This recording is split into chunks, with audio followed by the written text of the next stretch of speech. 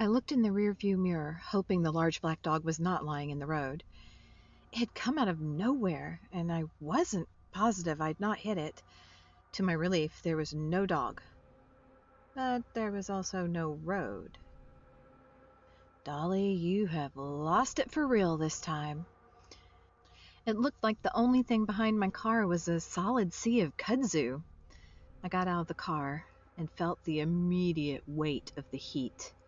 The day had been unseasonably warm, and with the sun only a few degrees from the horizon, it was going to be hours before it got any cooler. I looked around.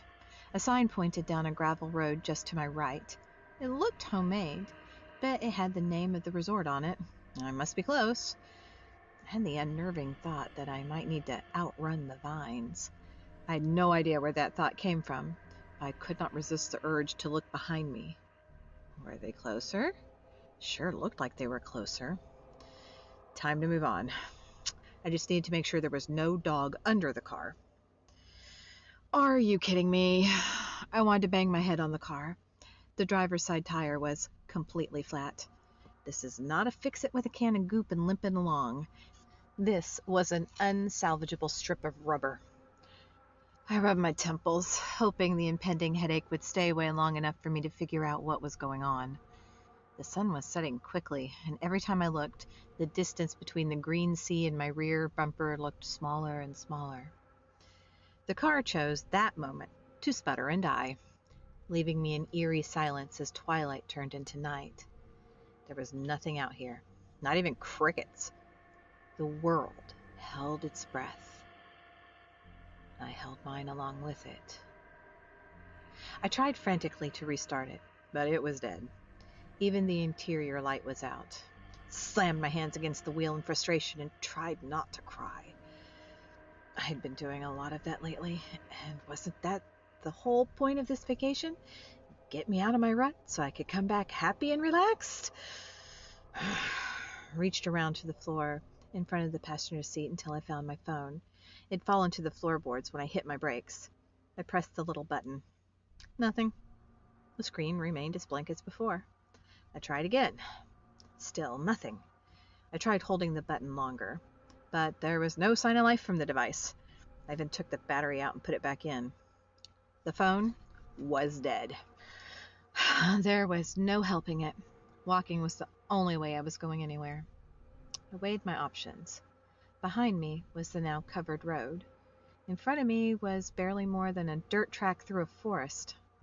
I didn't like either option. The wind picked up suddenly, and I felt the temperature drop. This was going to be a long walk. With one last glance at the rapidly encroaching vines, I walked over to the head of the new road. It was dark under the trees, and it felt like unseen eyes watched from every direction. I grumbled to myself as I staggered along the dirt road, carrying my laptop bag and dragging my suitcase. Wheeled suitcases were not meant for unpaved roads, nor were my expensive loafers. Stumbling yet again, I stopped walking. This was just stupid. What was I doing here? This was the ass end of nowhere. Nature was everywhere you looked. Trees, plants, bugs, animals. I hated nature. Hated it with a passion. Now that I was stopped, I noticed something. There really wasn't nature everywhere. Sure, there were plants and trees, but where were the bugs and animals? Not so much as a grasshopper had crossed my path. No flies or mosquitoes either. It was just as eerily silent as it had been back at the car. I held my breath and strained to hear anything other than the faint rustling of the leaves, but there was nothing. The feeling of being watched had not eased in the least, though. It felt like the forest was full of unseen lurkers, just waiting for me to fall into their evil grasp. Of course, this melodramatic mental narrative was nothing new. Everything was a threat. Every word was an insult. Every sound something terrible. It was part of the reason I had agreed to go on this trip to begin with.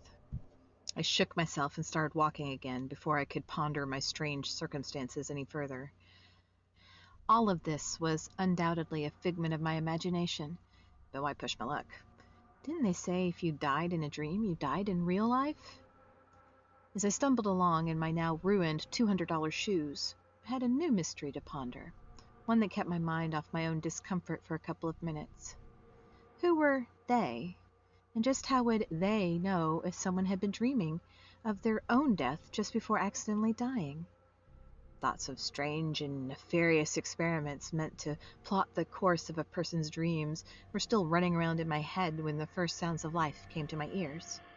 I tripped on a twisted tree root hidden in the dark and dropped my bag into the thick leaf bed. I was so close.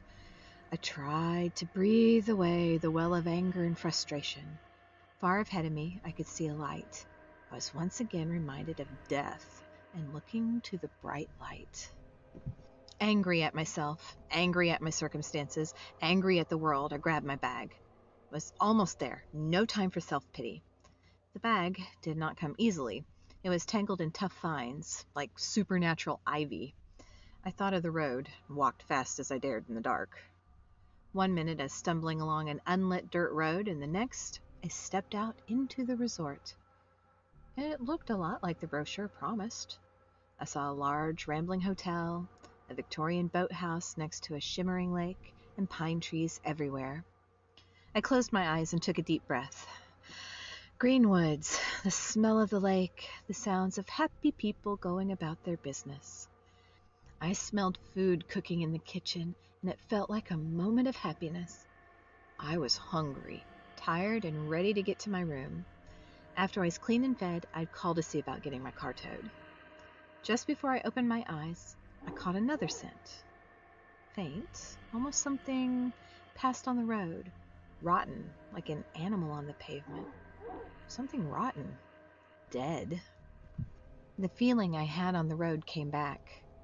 I was hearing people all around, but I saw none. There were only a few cars in the lot even. Far away, I thought I could hear dogs barking. I tried to tell myself the sounds were recorded soundtrack, like the fake birds and drips in a rainforest attraction in an amusement park. As I wearily picked up my bags again and headed in the direction I assumed was the office. Surely what I was hearing was meant to make the atmosphere more appealing. The rationalization did not ring true, but at the moment I was too tired to think of a better one. Rationalization had always been something I'd been good at, to a fault. "Sandy!" A boy's voice called from almost at my elbow, causing me to startle. I turned to scold the child for his rude behavior, but found no one. In fact, I still saw no signs of life despite the increasing noise level. Above me on a balcony, I heard the unmistakable sound of a door slam and a woman crying quietly. What a strange place this was turning out to be. I trudged through the mostly empty parking lot and up the steps to what I assumed to be the main lobby. My legs felt like lead. My back and shoulders ached almost as much as my head after that horrible walk. From the dining room, I heard the clink of plates being set out and the rattle of utensils being sorted into bins. The smell of food was stronger in here. Bread and something with garlic and some kind of fish. Underneath it all, almost imperceptible, was the rotten smell from outside. Roadkill, now mixed with the unmistakable smell of mildew and dust. I quickly looked around, but only saw a clean, dimly lit lobby. A couple of comfortable chairs near a window, and a long, high, dark wood desk for customers to check in. A small silver bell sat next to a simple lined register. The wheels on my suitcase bumped over the floor with a dull sound, as if the walls were absorbing all sounds. However, I could hear sounds all around me, the unmistakable sounds of a busy resort. I dumped my bags by the desk and leaned over to see into the office behind. I didn't see anyone, though I heard the unmistakable sounds of a phone ringing and a soft voice answering. "Hello?" I called. "Hello? I need to check in, please."